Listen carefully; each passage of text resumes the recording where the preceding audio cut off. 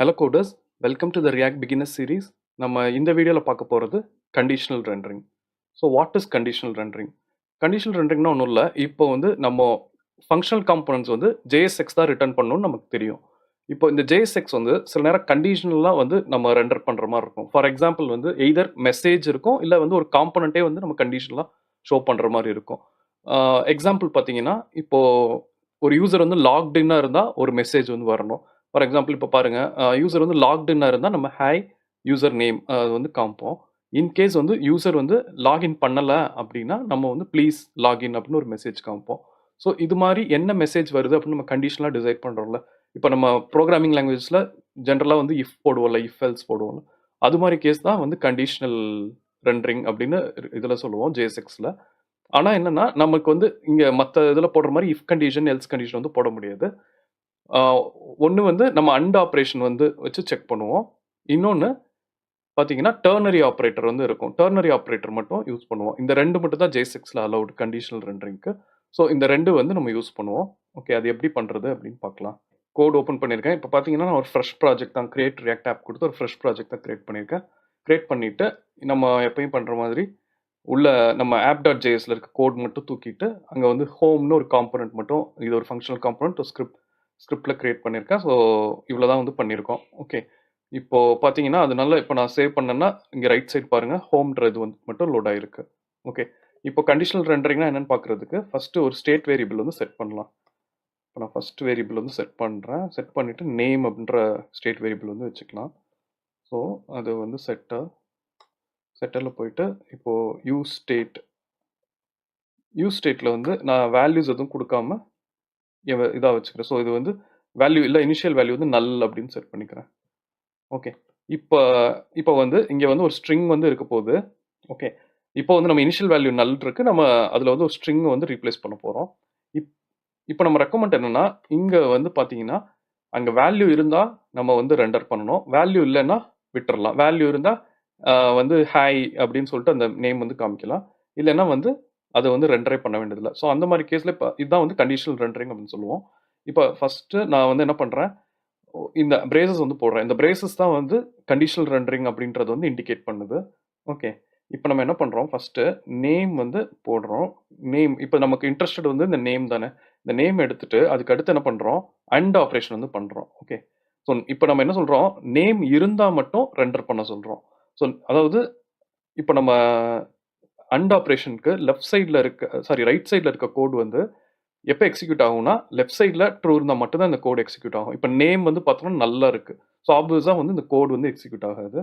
இப்போ நான் ஹெச்1குள்ளே இது டைனமிக்காக ஹாய் அப்படின்னு சொல்லிட்டு இந்த மெசேஜ் கம்மியாக டைனமிக்காக வந்து போடுறேன். ஸோ ஹாய்ன்னு போட்டு உள்ள இதுக்குள்ளே நேம் கொடுக்குறேன். ஓகே, ஸோ கீழே வந்து இப்போ இன்னொரு பட்டனும் ஆட் பண்ணிக்கிறேன். ஸ்டேட்டை வந்து சேஞ்ச் பண்ணுறதுக்காக பட்டன் வந்து ஆட் பண்ணிக்கிறேன். பட்டன் வந்து சேஞ்ச் நேம் அப்படின்னு போட்டுக்கலாம். ஸோ இதில் வந்து ஒரு கிளிக் ஈவெண்ட் வச்சுக்கலாம். கிளிக் ஈவெண்ட் ஆன் கிளிக் வந்து ஆட் பண்ணுறேன். கிளிக் ஈவெண்ட் ஃபயர் ஆச்சுன்னா நம்ம என்ன பண்ண போகிறோம்னா இந்த இதை வந்து சேஞ்ச் பண்ண போகிறோம். நம்ம நேம்ன்ற வச்சுருக்கத செட் நேமில் நான் வந்து ரியாக்ட் அப்படின்னு வந்து செட் பண்ணிடுறேன். ஓகே, இப்போ நான் சேவ் பண்ணுறேன். சேவ் பண்ணோடனே பார்த்தீங்கன்னா ஓகே, ஸோ இப்போ பார்த்தீங்கன்னா ரைட் சைட் பாருங்கள் சேஞ்ச் நேம்ன்ற பட்டன் மட்டும்தான் ஆகிடுக்கு. வேறு எந்த இப்போது நமக்கு ஹெட்டர் டேக் வந்து கொடுத்துருவோம், ஹெட்டர் டேக் வந்து ஆகலை. ஏன்னா வந்து நமக்கு இங்கே வந்து நல் தான் வந்து இருக்குது. நல் அண்ட் ஆப்ரேஷன் பண்ணிட்டு இந்த கேஸ் வந்து ஃபெயில் ஆகிடும்.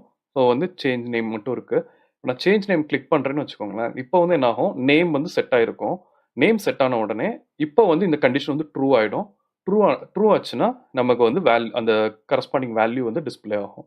ஓகே, இதுதான் வந்து கண்டிஷனல் ரெண்டரிங். ஸோ இது வந்து நம்ம ஒரு ஆப்ஜெக்ட் இருந்தால் எப்படி செட் பண்ணுறோம், ஒரு அரே இருந்தால் எப்படி செட் பண்ணுறது மட்டும் பார்த்துக்கலாம். அது மட்டும் கொஞ்சம் டிஃப்ரெண்ட்டாக இருக்கும். அது பார்த்துட்டு நம்ம அடுத்த ஆப்ரேஷன் வந்து டெர்னரி ஆப்ரேட்டர் வச்சு ஒன்று பார்க்கலாம். ஓகே, ஸோ இப்போ வந்து நான் இது அரே இருக்குன்னு வச்சுக்கோங்களேன். ஸோ அரேயில் நம்ம இப்போ என்ன பண்ண போகிறோம், ஸோ இந்த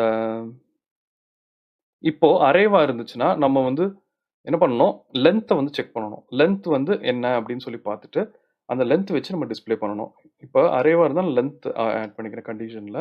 வச்சு செக் பண்ணுறோம். லென்த் வந்து கிரேட்டர் than 0 இருந்தால் நமக்கு வந்து இது அப்டேட் ஆகும். ஃபர்ஸ்ட் வந்து இனிஷியல் வேல்யூ வந்து எம்டி அரே, ஸோ லென்த் வந்து 0. நெக்ஸ்ட் சேஞ்ச் நேம் கொடுக்குறேன். சேஞ்ச் நேம் கொடுத்தோம்னா இப்போ லென்த் வந்து இதாகும்.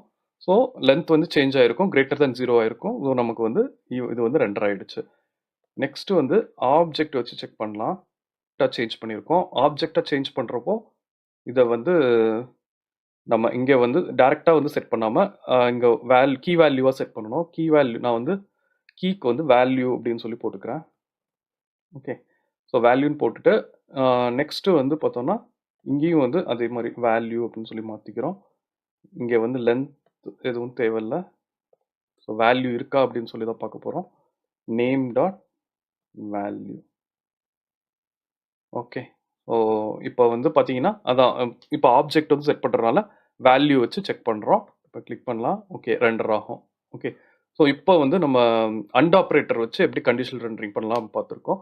நெக்ஸ்ட் வந்து நம்ம டெர்னரி ஆப்ரேட்டர் வந்து வச்சு எப்படி பண்ணலாம் பார்க்கலாம். டெர்னரி ஆப்ரேட்டர் பண்ணுறதுக்கு முன்னாடி இந்த ஸ்டேட்டை வந்து ரிமூவ் பண்ணிடுறேன். நம்ம இது வந்து இப்போ டெர்னரி ஆப்ரேட்டர் வந்து நம்ம ஆல்ரெடி வந்து டிஸ்கஸ் பண்ணோம்ல, லாக்டின் அந்த சினாரியோ வச்சே நம்ம வந்து ட்ரை பண்ணலாம். ஸோ ஒரு ஸ்டேட் வேரியபிள் வந்து வைக்கிறேன், லாக்டின் அப்படின்னு சொல்லிட்டு. நெக்ஸ்ட் வந்து ஒரு செட்டர் வந்து set logged in is equal to you state. இந்த ஸ்டேட் வந்து இனிஷியலாக ஃபால்ஸ் அப்படின்னு வச்சுக்கலாம். இதை வந்து ரிமூவ் பண்ணிடுறேன். ரிமூவ் பண்ணிவிட்டு ஃபஸ்ட்டு பார்த்தோன்னா இங்கே set login, okay spelling mistake விட்டுருக்கேன், லாக்டின். ஓகே, இந்த செட் லாக்டின் எடுத்து நம்ம இங்கே கொடுத்துட்றோம். கொடுத்துட்டு உள்ளே வந்து இதை ரிமூவ் பண்ணிடுறேன் ஓல்ட் கோடை. உள்ளே வந்து என்ன பண்ணுறோம்னா நெகேஷன் ஆப்ரேட்டர் வந்து போடலாம். நெகேஷன் ஆப்ரேட்டர் என்ன பண்ணோம், நம்ம ஸ்விட்ச் பண்ணி விடும்ல. இப்போ வந்து ஃபால்ஸாக இருந்தால் ட்ரூனாக்கும், ட்ரூவாக இருந்தால் ஃபால்ஸ்னாகும். ஸோ அந்த இது வந்து யூஸ் பண்ணிக்கலாம். நெகேஷன் வந்து யூஸ் பண்ணிக்கலாம் இங்கே. ஸோ நெகேஷன் வந்து யூஸ் பண்ணுறேன். யூஸ் பண்ணிவிட்டு இப்போ பார்த்தோன்னா உள்ளே வந்து இப்போ இது பிரேசஸ் வந்து இருக்கணும் கண்டிஷனல் ரெண்டரிங் அப்படின்றனால நம்ம செக் பண்ண போகிறது. ஆனால் இப்போ செக் பண்ண போகிறது டெர்னரி ஆப்ரேட்டர் வச்சு. ஸோ லாக்டின் போகிறேன். போயிட்டு இப்போ ட்ரூவாக இருந்துச்சுன்னா நம்ம என்ன பண்ணுறோம், ஹாய் யூசர்ன்ற மெசேஜ் வந்து காமிக்க போகிறோம். இதே இது ட்ரூ இல்லை அப்படின்னா, ஃபால்ஸாக இருக்குது அப்படின்னா இன்னொரு H1 டேக் போட்டுக்கலாம். H1 டேக்குள்ளே நம்ம ப்ளீஸ் லாகின் அப்படின்னு சொல்லிட்டு மெசேஜ் வந்து காமிக்க போகிறோம். ஓகே, சாரி இந்த இடத்துல கோலன் பண்ணும். Okay okay fine. இப்போ இனிஷியல் ஸ்டேட் ஃபால்ஸ் இருக்கிறனால ஆல்ரெடி வந்து லோட் ஆயிடுச்சு. இப்போ நம்ம நெக்ஸ்ட் சேஞ்ச் நேம் கிளிக் பண்ணுறோம்னா ஹாய் யூசர், ஏன்னா வந்து இப்போ நெகேட் வந்து ட்ரூவாக செட் பண்ணி விட்டுறோம். செட் பண்ணி விட்டுச்சுன்னா நம்ம இந்த கேஸ் படி ட்ரூவாக இருக்கனால ஃபர்ஸ்ட் ஆப்ஷனுக்குள்ளே வந்துடுது ஹாய் யூசர் அப்படின்னு சொல்லி செட் ஆகிடுது. ஸோ இப்படி தான் வந்து நம்ம JSXல வந்து கண்டிஷனல் ரெண்டரிங் யூஸ் பண்ணுவோம். சில நேரம் வந்து நம்ம காம்பனன்ட்ஸும் வந்து யூஸ் பண்ணுற மாதிரி இருக்கும். எதுனாலும் வந்து நம்ம JSXக்குள்ளே கண்டிஷனல் ரெண்டரிங் வந்து பண்ணலாம். ஓகே, ஸோ இந்த வீடியோ பாருங்கள். இந்த கான்செப்டில் உங்களுக்கு ஏதாவது டவுட் இருந்துச்சுன்னா எனக்கு கமெண்ட் செக்ஷனில் ஆட் பண்ணுங்கள், நான் உங்களுக்கு கிளாரிஃபை பண்ணுறேன். தேங்க்யூ.